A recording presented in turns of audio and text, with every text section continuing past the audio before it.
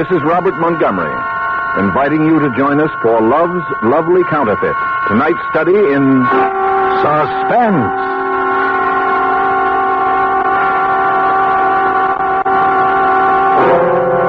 An hour of suspense. A full 60 minutes at this time. And with the distinguished actor-director, Mr. Robert Montgomery, as your host. Tonight, our star, in one of his rare radio appearances, Mr. James Cagney. Our author guest, Mr. James M. Cain. Our story, Mr. Cain's Love's Lovely Counterfeit. A suspense play produced, edited, and directed by William Spears.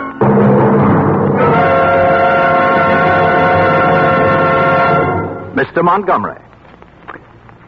Funny thing about a gun.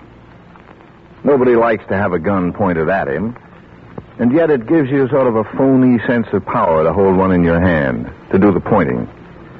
The gun itself is cold steel. Its message is written in hot lead, and the death it brings is cold again. I still don't know anyone who thinks a gun going off makes a pleasant sound. I suppose a lot depends on knowing why the guy who points it wants to fire it, and what kind of a gun it is. Guns have personalities. A fat blue revolver is a lot different character from the first slim rifle you get when you're a kid. You take a rifle like that, they look clean. They are clean. But did you ever take a good look at an automatic? A 45? Nothing healthy looking about those babies. Something very final about an automatic. They're for the tough boys.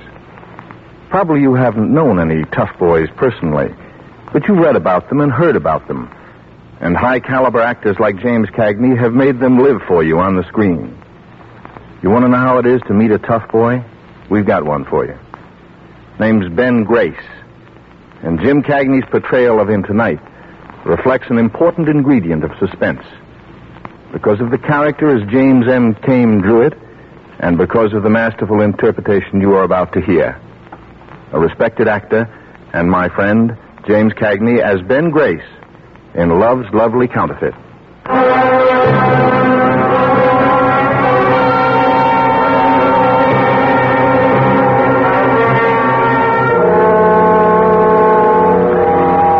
I'm writing this lying in a nice, clean bed with the sunlight coming in the window and nothing to do but look out at the people walking along the streets and the kids playing in the park. And any little thing I want, all I have to do is ask for. To a lot of poor guys nowadays, that probably sounds like the softest spot in the world. But with me, there are a couple of slight disadvantages. I think you'll see what I mean. How I got here, that begins when I went to work driving for Sal Casper. If you haven't been in Lake City, chances are you've never even heard of Sal Casper. But Sal is the kind of a boy who would have got plenty of headlines if he'd operated in a big city. He had the bookies, dope, gambling, everything. And he owned the best commercial hotel in town as a front. The only trouble with Sal was he was mean. And he was greedy. But I never had any real kick coming until that Friday morning last June that I'm going to tell you about. I'd gotten a call, and I went up to Sal's private office in the hotel. I knocked on the door, and in a minute the slot opened up, and it was Lefty Gauss, looking out through the slot to give me the once-over. Oh, it's you, huh? Come on in. Sal here yet? No, not yet. He ought to be pretty soon, though. What's he got on his mind? I wouldn't know, Ben. This is supposed to be my day off. Well, I hope you didn't make any heavy dates. Oh, so you don't know a thing about it, huh? Not enough to tell you, Ben. Okay. Hey, what's that? Oh, that must be those poor suckers the Citizens League have on the political parade. Yeah, there they are. You can see through the window just coming into Main Street. Say, that must be Johnson, huh? The guy there running for mayor. Yeah, that's right. In the back seat of the big open Packard. Oh, who's the doll riding with him? What's the matter, Ben? Don't you read the papers? Sure. I read Little Abner. Who's that, Daisy May? Her name is June Lyons. She's his new secretary or something. But everybody says she's the brains of his campaign. Yeah? I could use a little brains like that myself. No, not that kind you couldn't. Not that missionary kind. What about this Jansen? Nah, not a chance. Putting out a lot of publicity. He must have some dough behind him. You can't elect a reform ticket in a town like this. The machine's too strong, Ben. Not unless you got some dirt. Some real dirty dirt that stinks so bad people just can't ignore it. Then the machine boys can't put the pressure on. But otherwise... Everybody knows Saul is backing Maddox. He even brags about it in the paper. Yeah, sure. And who's going to get anything on Saul with half the police force on his payroll? Saul isn't even worried, huh? Why should he be? Saul puts up the dough, Maddox wins again, and Saul keeps on running the town.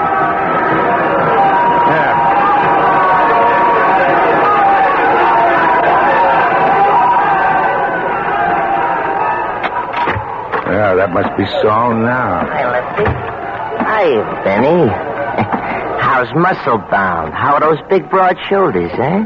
I haven't built right into my suit. You ought to try that, Saul. Might make you look like a man. What's that crack supposed to mean? What's the matter, fellas? Can't you take a joke? Sure, I can take a joke. So can I. What you got on this afternoon, Benny? I guess you forgot. This is my day off. I said, what you got on this afternoon? Nothing that I can remember now. Why? Little job? What kind of a job? I got a tip some friends of mine may be in a little trouble. Something about a bank. Why don't you stick to the bookies and the gambling, Sal? You'd be safer. Listen, Benny, anytime you think you're big enough to run this business, just let me know. I'll be glad to work something out for you. What's the job? These kids are going to crack the castle on First National just after closing time. It's loaded on Fridays. It ought to be a big haul. Here, they got a room here in this hotel, room 480. They'll be back here about 3:30. Now, you see, I own this hotel, and I want you to go up and collect the room rent. I'm giving them pretty good protection, so I figure it'll come to about 20 grand. Yeah? Well, figure on getting somebody else to collect it. Huh? I said get somebody else. I don't like guns, and I don't like gonzels, and you know it. Listen, you punk. You think you're a big guy, don't you? A big guy with muscles. And I'm just a little guy. That's what you think, isn't it? Isn't it? But if you try to cross me, I'll have you crawling me on your hands and knees. Oh, when I get through with you, you'll beg me to use a gun on you. Because you're yellow. Aren't you? Aren't you? What's the room number? 480. Come on, Lefty. Okay.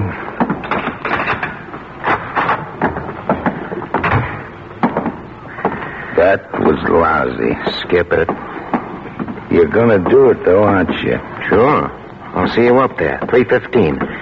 By the way, what did you say that dame's name was? What dame? That dame with Jansen, that brains of the opposition. You mean June Lyons? Yeah, that's it. Now, wait a minute, Ben, wait a minute. You know that's poison. Why, if Saul even thought you had... You know, Lefty, Miss Lyons interests me in more ways than one.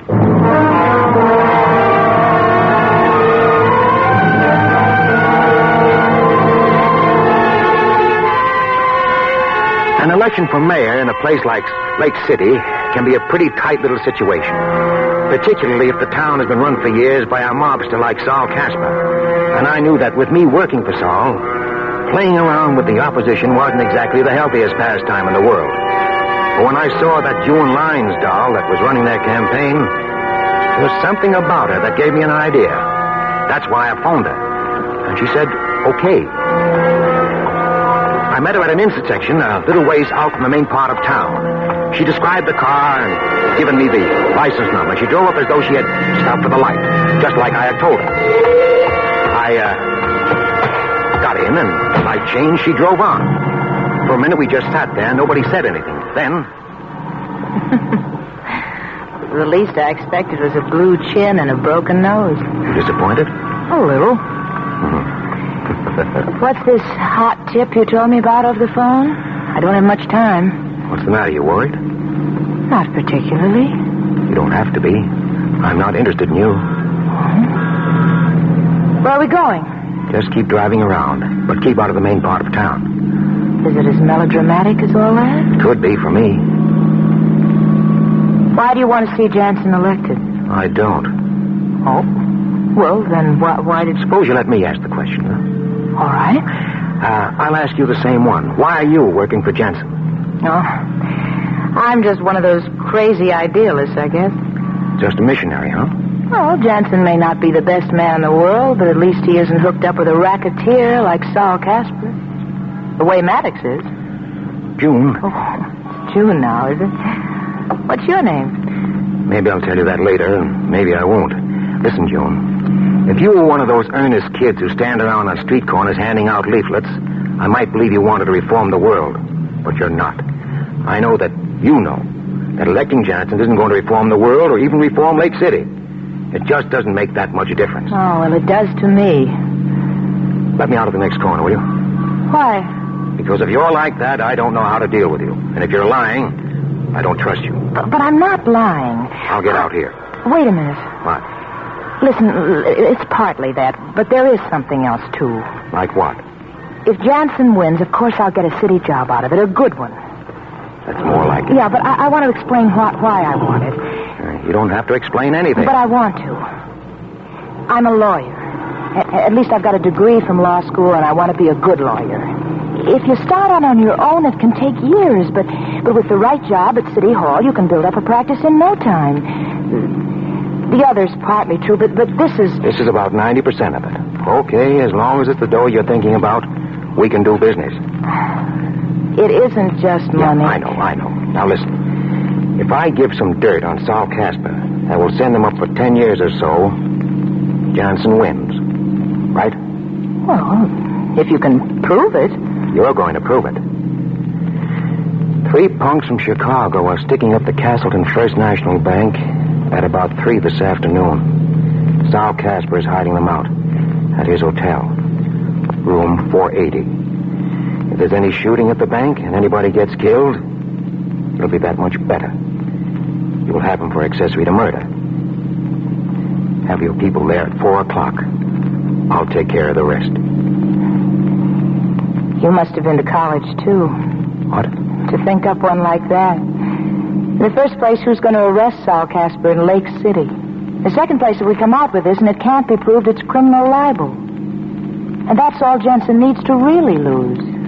So, what do you think? I think you're working for Maddox and Casper. That could be. But at least, I know my law. What law? The Castleton Bank is insured by the government. That makes the stick-up a federal rap. If you want the number of the FBI, I'll give it to you. Oh? As for the second place, have you ever heard of a guy named Ben Grace? Ben Grace? He's one of Saul Casper's gang, isn't he?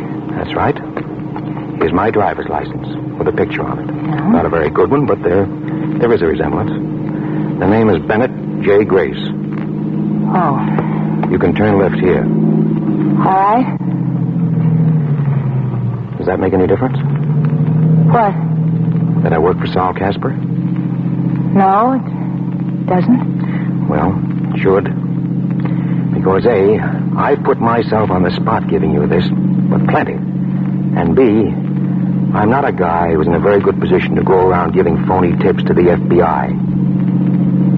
You can pull up right here. Where is this? This is where I live. Oh.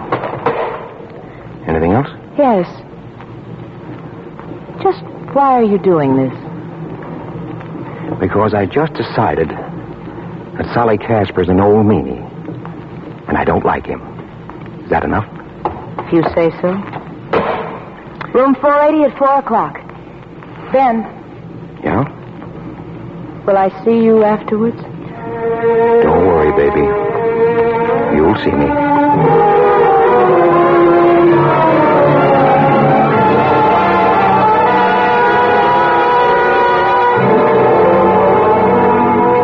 I was back at the hotel by 3:15. things were going pretty good. The one thing I was afraid of, that she'd want to call in the Federals before the stick-up, she never even mentioned. I knew she was my kind the minute she began to talk about the dough. When I got up to room 480, Lefty was already there, lying on the bed, reading the paper. Oh, hello, Ben. How you be? So this is room 480, huh? Looks just like room 481. How you, Lefty? Okay, sit down. Want a bottle of beer? Nope. You didn't take it too hard what Sally said, did you? Can't say I liked it. What time is it? Oh, a couple of minutes 4. Yeah. It's too bad about you, Ben. What's too bad? The way I got you figured, Ben, you're a chiseler. Then what? That's all. Sounds like there might be more. Not unless you ask for it. Okay. I'm asking for it, Lefty. Well, Ben, a chiseler's like this. He isn't crooked and he isn't straight either. He's just in between. But above all, he doesn't like trouble. Maybe he's just smart. I don't say he isn't. Oh, he'll always make pretty good dough, and he'll die in a nice clean bed with a doctor's certificate instead of a coroner's. But he'll never be a big operator. No? No. A big operator, he runs it or he doesn't operate. And that means he doesn't mind a little trouble once in a while. I guess that's right. And that's too bad, Ben, because you got brains. Now, me, well, I'm different. How's that? Because I don't mind the trouble, but I don't have the brains. Oh, I wouldn't. Who told you that? I know. 10 years in stir off and on didn't help any. And I didn't have much to begin with. Did I ever tell you how I started, Ben? No. Ben, I was a preacher. A what? Do you expect me Yes, a preacher. So help me, I was. By rights, I still am. Look, here, I got the license right here in my wallet. Yeah, it was one of those hillbilly outfits. And the bishop, as he called himself, he was so far away from where I was that he never even heard about me, I guess. Anyway, he never canceled the license. The Reverend Richard Jose Goss. That's one for the books, Lefty. Yeah, I was just a kid. But I got hooked up with one of those big-time evangelists. And if I stuck with it, I could have hit the big time myself. And there's plenty of dough in that racket. But you know what I did? First time we really make a big take, I tie a handkerchief over my face and get me a rod and stick up the cash box. And they caught me. Yeah, that's how I know I haven't got the brains. I wouldn't let it worry you, Lefty. That's not what's worrying me now, Ben. What is?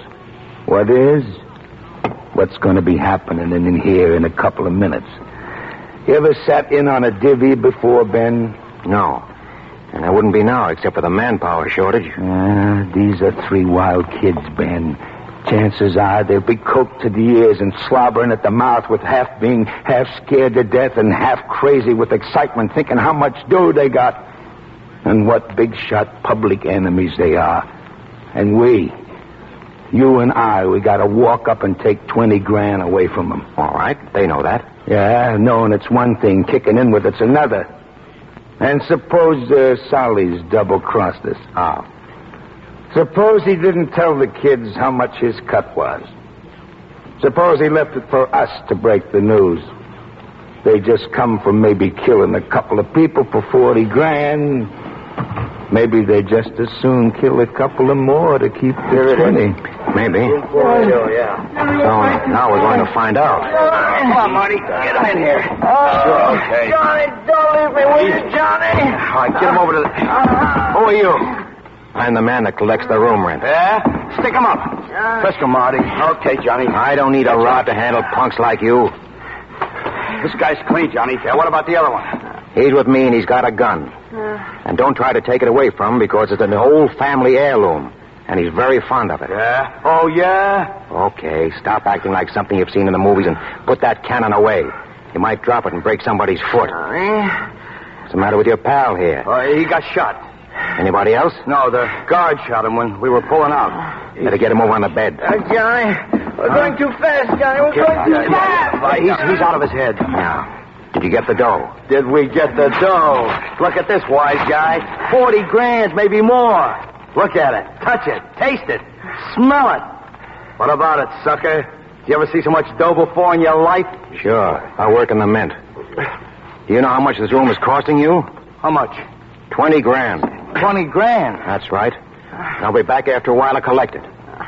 What are you going to do with your pal there with the holes in him? I don't know. Johnny. You know that's bad, don't you? Why? The kid's out of his head already. Suppose he makes trouble, starts screaming or something. Oh, you got doctors, haven't you? Sure. With that kind of a doctor, that's one more guy that'll have to get a cut. Pretty soon you guys won't have anything left but small change. Yeah, that's what you think. But of course, maybe the kid'll die. Yeah? And then what do we do? That's even worse. Oh, no. That'd be easy. Then we just take him out of here at night and dump him someplace. Oh. And if the kid was to die, that would be one less guy who had to get a cut. Wouldn't it? Huh? Yeah. Well, come on, Lefty. Okay. Good to seeing you. Yeah. I hope you know what you're doing, Ben. I don't know. What do you think? I think so. Come on, I got the room next door. You know you're just as good as signing that kid's death warrant, don't you? That's right. The other two will knock him off now before we got time to get the... Johnny. Listen. Johnny, no! They did it. Yeah. Maybe we better call Sal, huh? What are we going to do? I hope you know what you're doing. Got to think. Order, please. Give me Mr. Casper's room. You sure he's dead? Yeah? Gotta be. Get him right through there. Sal? Yeah, who's this? Ben. Listen, You better come up to room 480, Sal. Why? They want to see you personally. Why?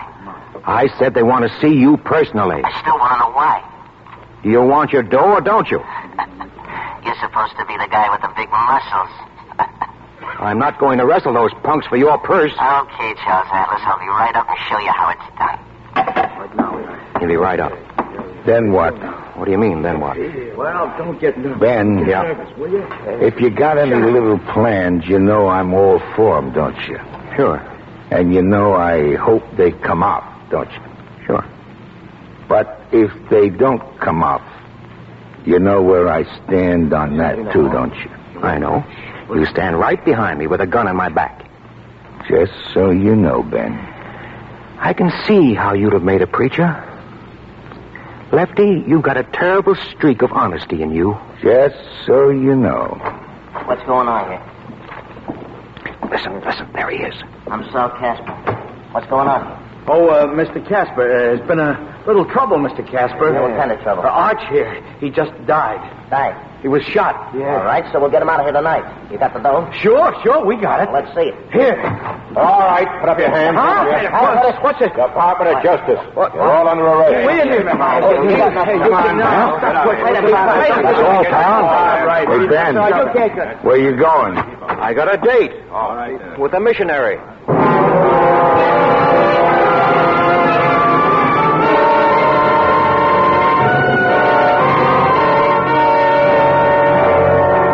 In tonight's full hour of suspense, James Cagney is our star.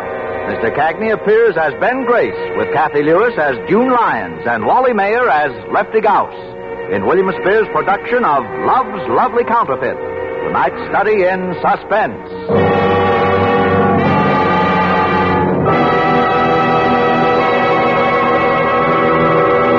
In just a moment, we will return with Act Two of Suspense. This is CBS, the Columbia Broadcasting System.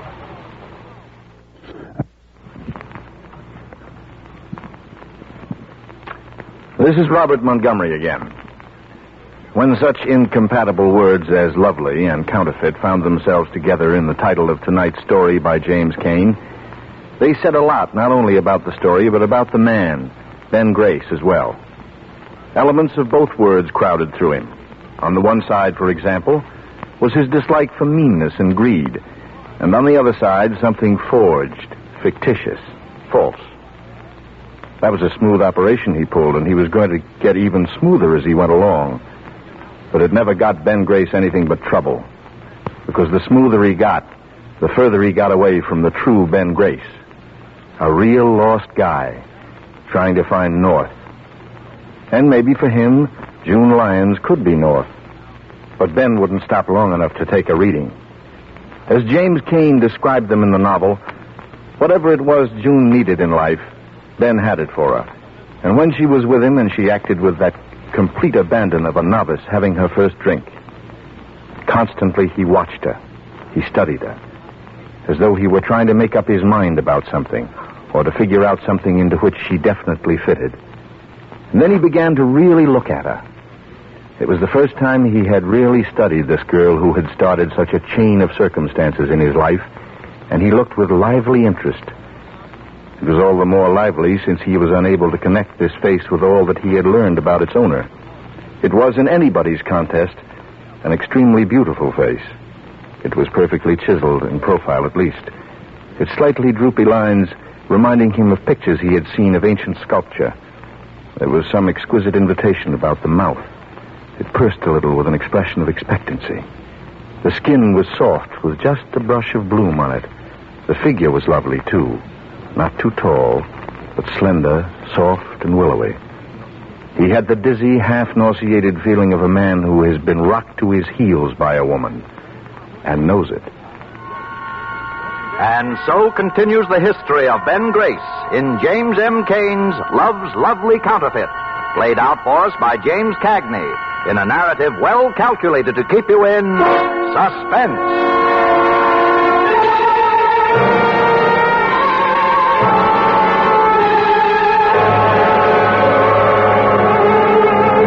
After that, the action moved along just the way I'd seen the play in my mind. Sal might have had a 6-2 and even chance beating the rap of having the tea-loaded kids in the hotel. But when the guns were checked against the wounds in the stiff, the beef was murder. And that was one beef Sal couldn't square. Jansen walked into the city hall on a red plush carpet, and June, she got the job she was after. Jansen's first day in the driver's seat was celebrated with a cocktail party at June's house. All the loyal party workers were invited to receive the thanks of His Honor. I called June on the phone when I heard about it. She hemmed and pawed around a little, and then she finally asked me if I'd like to come. Didn't seem too anxious, but I wasn't going to miss this chance to meet the mayor. She told me I could bring a friend if I liked. I said I would.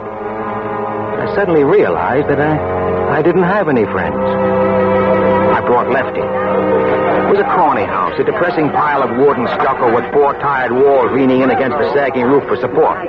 June was nervous when she saw me. I introduced her to Lefty. Well, how do you do? I'm glad you could come. How you been? A nice house. Thank you. You know everyone here, Ben? Everyone I want to know. Well, there's a bar in the alcove over there. You got any beer? All you can drink, Mr. Goss. You want to make book? Ben, you'll excuse me while I speak. Oh, sure. You just go right ahead and host us like crazy. I'll just drift around. Thank you, Ben. I'll see you later. Class, Ben. Real class. Educated, too. Ah, that she is, Lefty. That she is. Well, how about the suds, Benny? Then we'll go pay our respects to His Honor. How do you do? I'm Mrs. Lyons, June's aunt.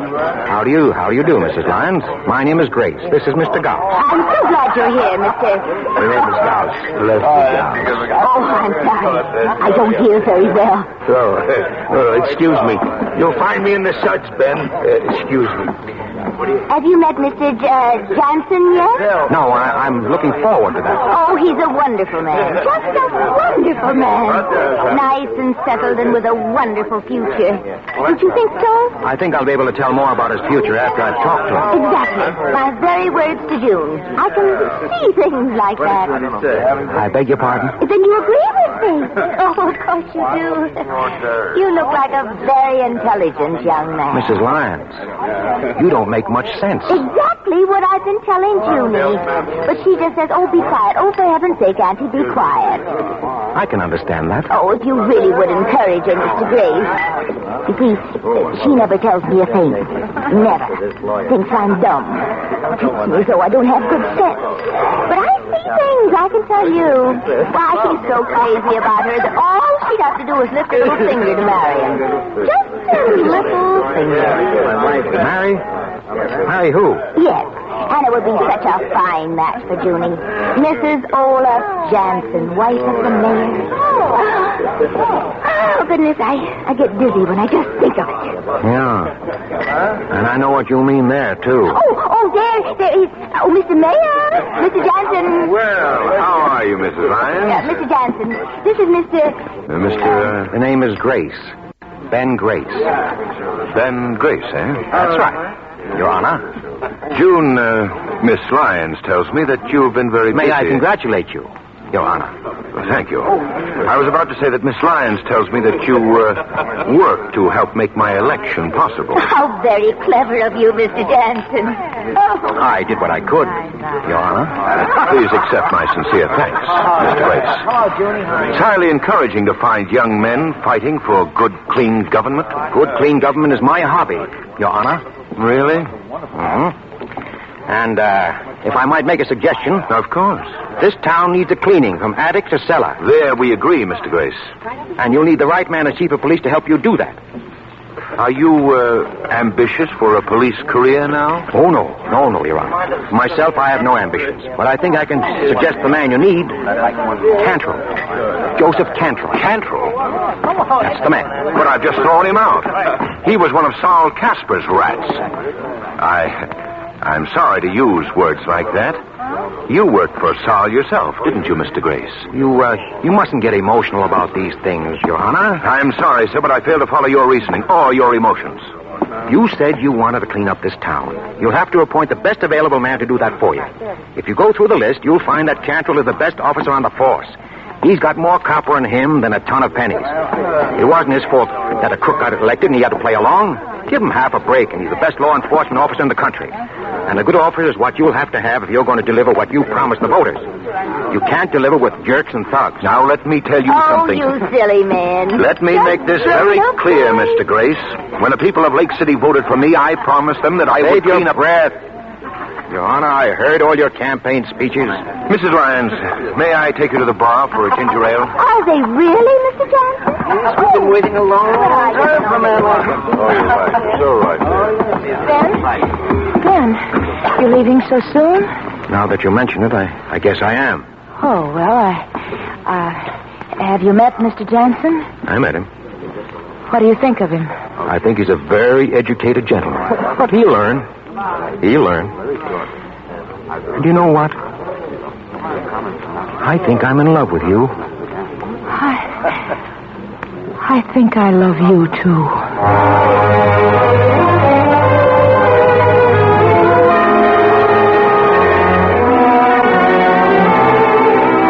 For the next couple of weeks, while Casper was waiting for trial, I let everything coast. Everything, that is, but June. There I kept the motor running. And finally the night arrived when it was time for me to step on the gas.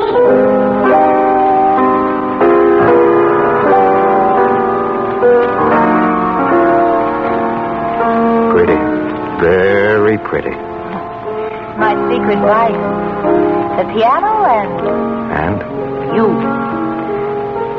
Less keys to punch on me. Less keys, but more music. Junie. Uh-huh. He's stuck on you, isn't he? Who? Jansen. Jansen? That's the man's name. His Honor, the mayor. Sure you don't generate a little amperage for him? Oh, Ben, you can ask that. Fix me another drink. All right.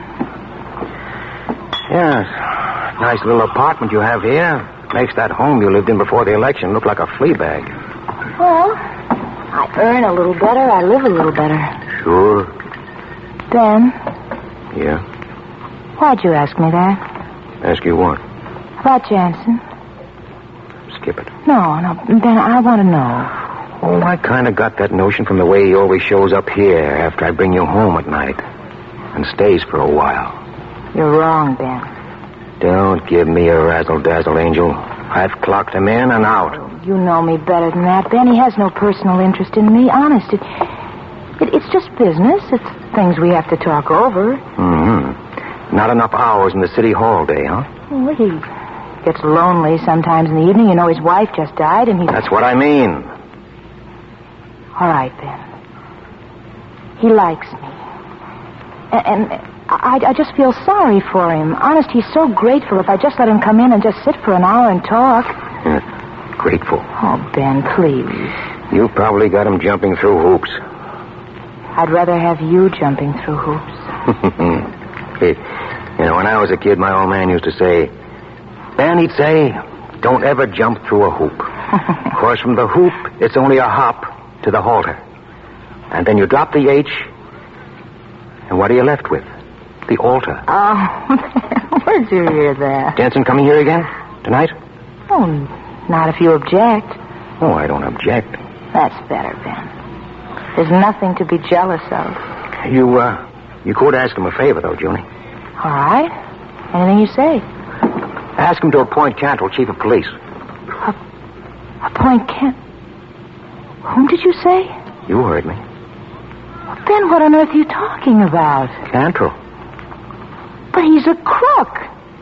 Well, he was hand in glove with Sal Casper. How could Jansen appoint Cantrell? It'd make a laughing stock of the whole campaign. Oh, Ben, he can't appoint Cantrell. Okay. Ben? Ben, where are you going? Home. To bed. I gotta make an early train in the morning. Train? Where to? New York. You're going away, Ben. Guy's gotta think about his future. Nothing for me in this town. That's the way you played it. Get rid of Sal Casper. And go after me. And then when you found out that Jansen's in love with me, you thought you had him.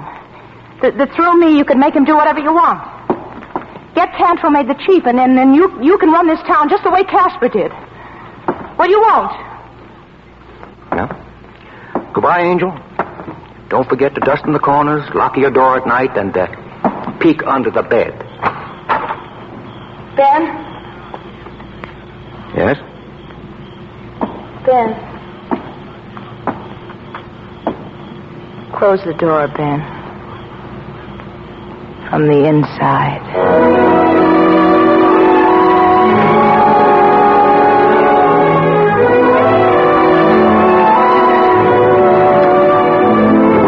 Of who would break first, June or Ben Grace. And she broke maybe seconds before I would have turned back to her with all my hard-boiled, off-the-arm toughness melted away in little pools at her feet.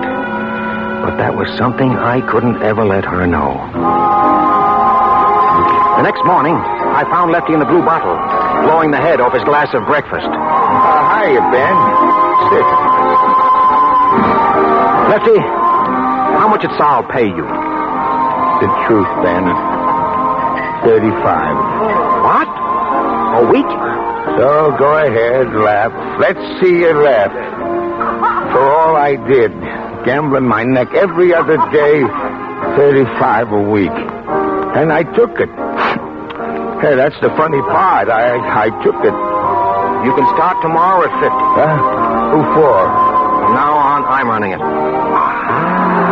So it was you. All the way down the line. You were the tipster. So what? Nothing, Ben, nothing. What is it, Lefty? What is it? Only this, Benny. You see, I call you Benny. That's because I like you. Yeah, I like you. And that's maybe why your great success makes me a little sad. Listen, Reverend Jose, the only revival I'm interested in is reviving the fortunes of Ben Grace. You got anything else to say? Not a thing.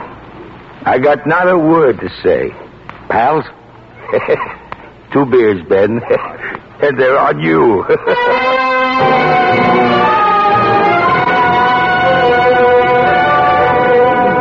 So I took over where Sal Casper dropped out. We moved things around a little to make it look respectable, but the bookies and the gambling joints and so on kept right on in business. And I collected. Wasn't hay. Things were fine, just fine. My evenings were filled with June, and my Days with putting the automatic pump on the town. Like the day I finally got around to the office of Bleecker and Yates, the lawyers. Oliver Bleecker had been elected district attorney along with Jansen, so it was Mr. Yates, the junior partner, that I wanted to see. And what do you want with me? You know anything about pinball, Mr. Yates? Why, I've played the machines once in a while, I guess. No, I mean the hookup. Well, not exactly. You reform guys. You don't know much, do you? Is it important? Listen closely, Mr. Yates, because I'm only going around once. There are 5,000 pinball machines in Lake City, and they're owned by a few hundred scrimey jerks. You know what those machines take in a month? More than $100,000. I beg your pardon. That's what I said, $100,000. They're still going strong, but what happens to them in the very near future depends on your partner, Mr. Bleecker, the new DA. But I can't tell you what he's going to do. Well, I've got a flash for you. I say that as far as Lake City is concerned, pinball is finished. Why? Because it's gambling, and it's wrong. But to the extent that it's a game of skill, it's good, clean recreation. And that's not against the law. I'm going to bring a new kind of machine into Lake City, if, as, and when the old ones are tossed out. But this much I've got to know before I bring 5,000 machines in. Will mine be legal? No gambling, no payoff, only a certificate if you make a home run. Now, you know Bleecker, and you can put a certain legal question to him. No? Well, Now, the next thing is to protect the interests of the little storekeepers who use my machines. I'm going to organize an association. The association will need an attorney. The attorney will get a very respectable retainer by the year. Yeah. Those machines will do $100,000 a month, and I want you to be the lawyer for the association. Well, there's a little question of ethics here that... I figure the attorney should get 5% of the take. You see, mister, I'm Bleeker's partner. Maybe even as much as 10%. But you see, the ethics of the situation... Well, if you're busy studying ethics, maybe you wouldn't have time to handle this job, Mr. Yates. No hard feelings. I'll just look for another man. No, just a minute. I would like to think it over a bit. Sure. Perhaps to talk to Mr. Bleecker about it, see what he thinks of the propriety of my accepting such a... Now, I get it. Well, shall we meet again, say next week? Next week is fine.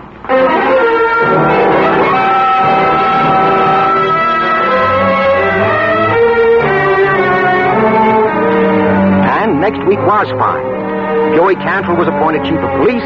The DA listened to the legal advice of his partner, Mr. Yates, and decided it was for the good of the community to yank all those horrid, nasty pinball machines and save the citizens from the temptations of gambling. Chief Cantrell's first official job was to supervise the smashing of the machines which had been condemned. I went around to see how he was getting on before he could smash too many.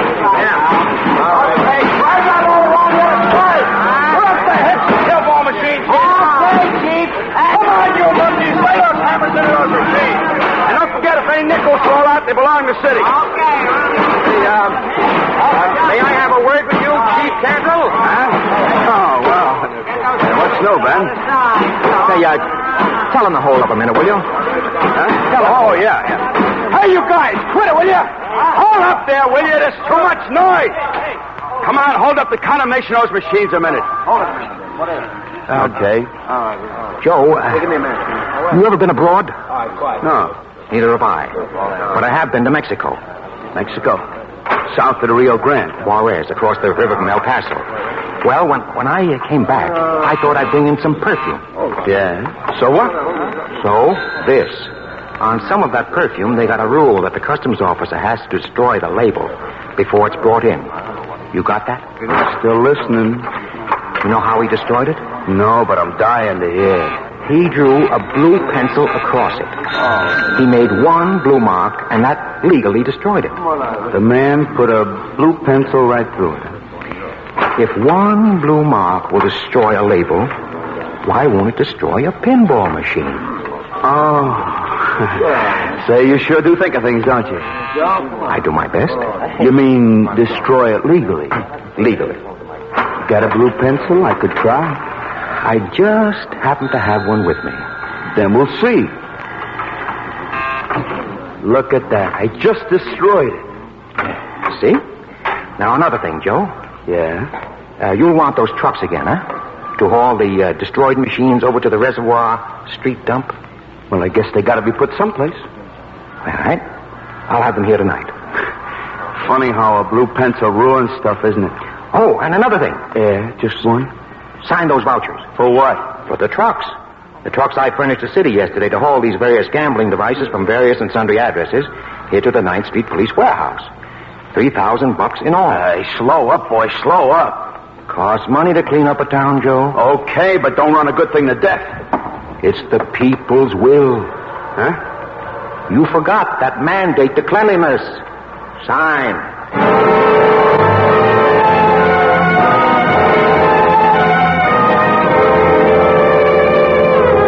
And that's the way it went. And with a little remodeling, those pinball machines were back at their old stands.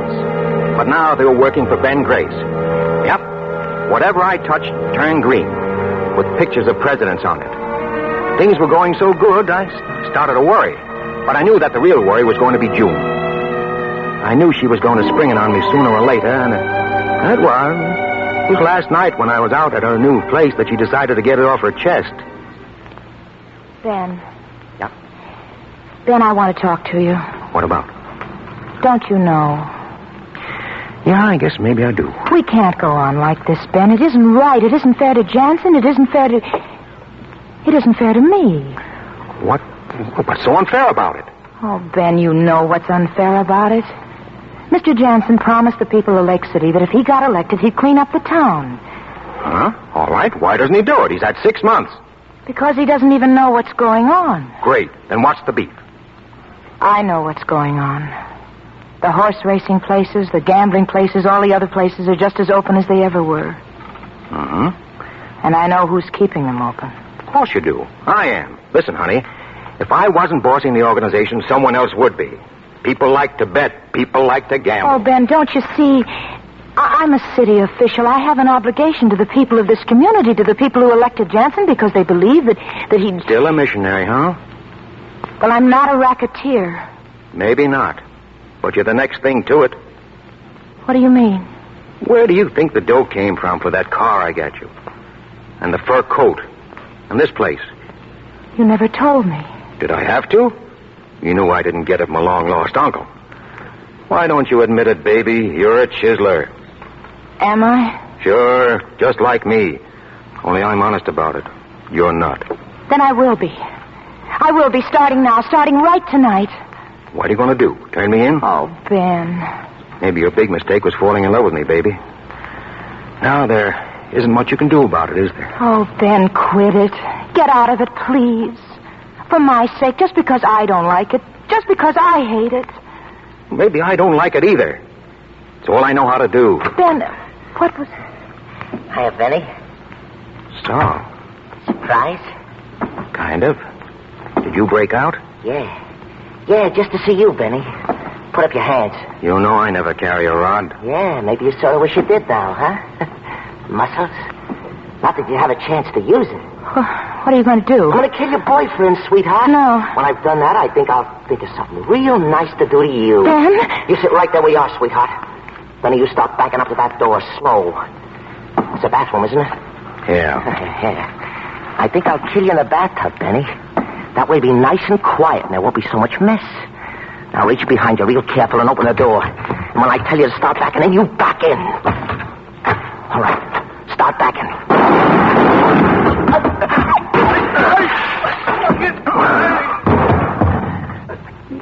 June. Is he dead? Yeah. Since when have you been carrying a gun?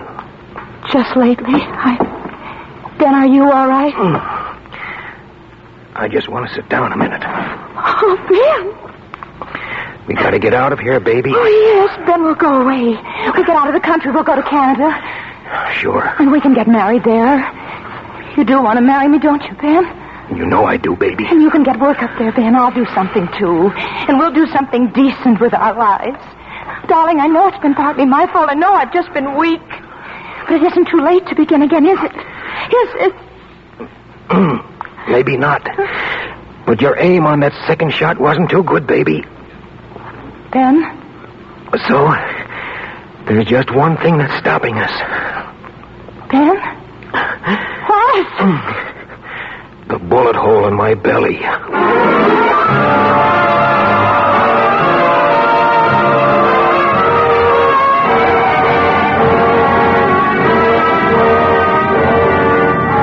So that's how I came to wake up in this nice, clean bed with nothing to do but look out the window at the kids playing in the park. It's a hospital. And there was a big cop here with me, with his chair tilted up against the wall, reading the paper. Hey, Flatfoot. Why, hello, Big Shot. You've been in the land of Nod, haven't you? What are you doing here? Reading the funny papers? Can't you tell? Why can't you read them at home? Because there's been a little thing that we policemen call murder, Big Shot. And you're what we call a material witness. Where's June? June Lyons. She's in a nice, cozy cell, Big Shot. When she comes to trial, your statement will probably send her up for 5 or 10 years to another nice, cozy cell. What statement? Oh, you'll talk. Yeah? You know what you got, Big Shot? I got ventilated with a lead slug. But that's not all, Big Shot. You got peritonitis. I have. So what? So, I've seen guys with peritonitis before. You know what happens? First, they start getting a fever. Then they get kind of lightheaded. Then they get thirsty. Terribly thirsty. And after a while, they get so you can make them talk without they hardly know that they're talking. Oh, you'll talk all right. You think so? I know so. Get Chief Cantrell on the phone. Chief Cantrell ain't chief anymore as a result of these unfortunate series of events. Seems Mayor Jansen began to wonder about him. Where's Lefty Gauss? You mean your faithful servant? Right outside. Can I talk to him? Alone? Sure. Why not?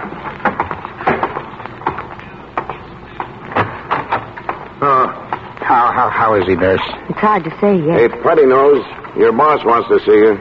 Thanks, you funny fella. Hiya, Benny. How you feeling?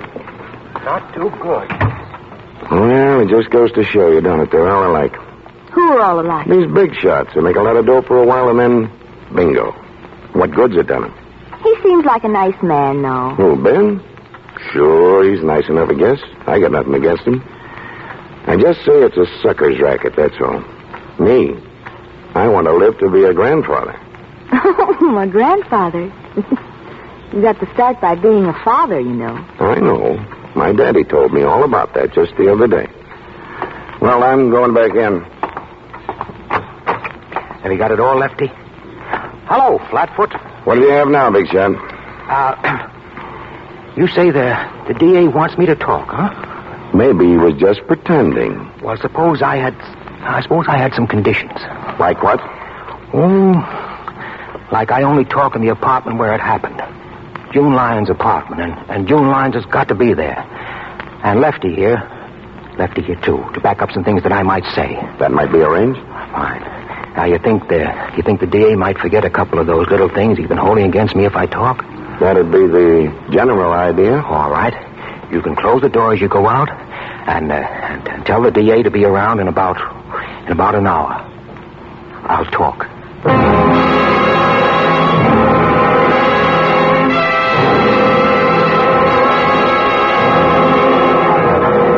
That cop was right. I'm beginning to feel a little wacky already.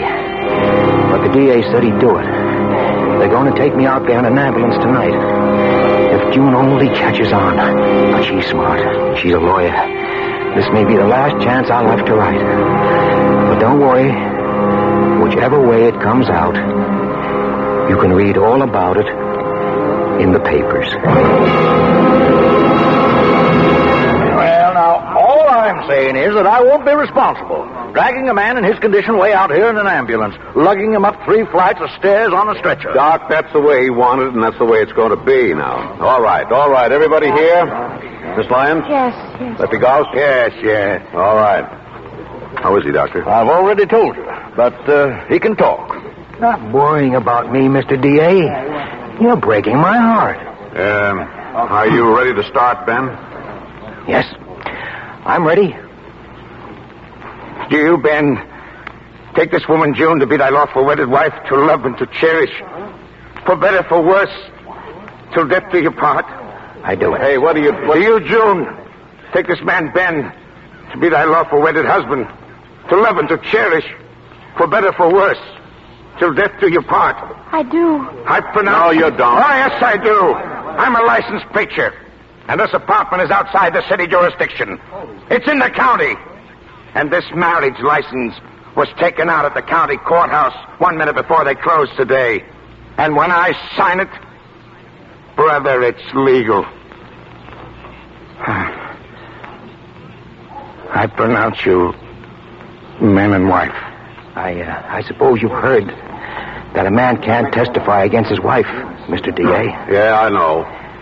By the way, do you mind if I kiss the bride? Go ahead. Ben? Oh, Ben, honey. That was the finest thing. That was nice. Oh, Ben. Your face is so hot. Yeah. I thought maybe I was going to make it, baby. But I guess I'm not. Ben. Doctor, quick. Doctor, quick. So long, missionary. Mrs. Missionary. No. Lord, we pray thee to receive the spirit of our dearly departed and to forgive him his trespasses as we forgive those who trespass against us.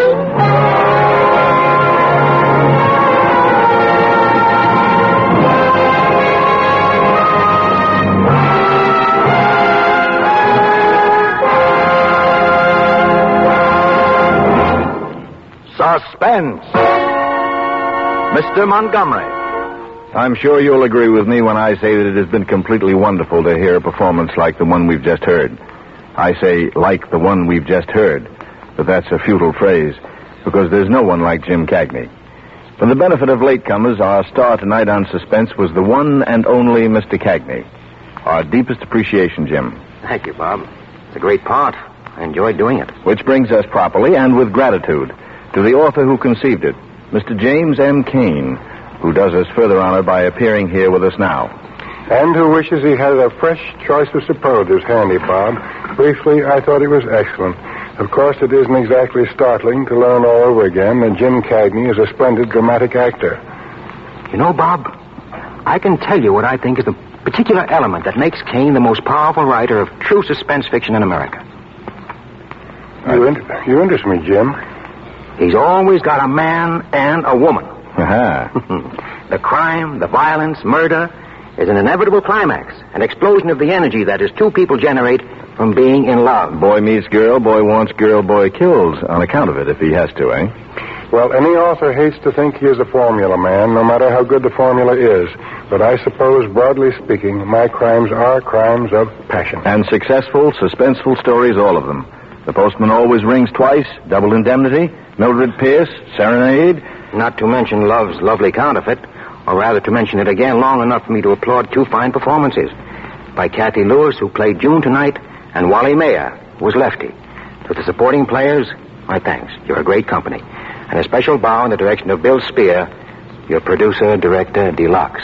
You beat me to the draw, Jim, but my congratulations, too, to all concerned. And may I ask who did the writing of the radio play adapted from my novel? Two of radio's finest writers, Robert Richards and Jason James. I think the adaptation was excellent. Everybody's name is James. With a few notable exceptions. Lud Gluskin, who is our musical director and conductor, and Lucian Morowick, who composes our original scores. I suppose there'll be a James or two around next week, Bob? Not a one, James, not a one. Next week, June Havoc will appear as the heroine of one of the most thrilling novels Cornell Woolrich ever wrote. The Black Angel. You have a listener. You have, too. We'll hold you to it. Good night, and good night to you, ladies and gentlemen. Mr. Montgomery may currently be seen in the Universal International production, Ride the Pink Horse. Mr. Cagney will soon appear in the delightful motion picture version of William Saroyan's The Time of Your Life. Next week, hear Miss June Havoc as star on radio's outstanding theater of thrills, 1 hour of Suspense.